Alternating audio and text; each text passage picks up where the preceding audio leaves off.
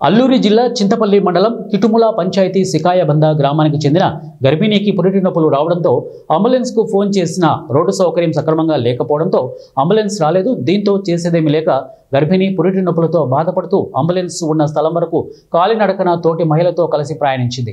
అలాగే బలపం పంచాయతీ కుడుమల సత్తుపల్లి నుండి కోరుకొండ వరకు 8 కిలోమీటర్లు రహదారి సౌకర్యం లేక నిండు గర్భిణిని డోలిమాతో కోరుకొండకు ఆసుపత్రికి తీసుకుని వెళ్లారు.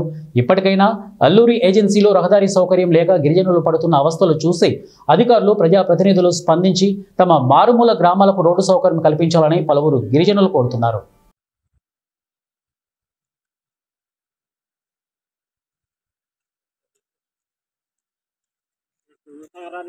మరి కష్టపడదు కదా.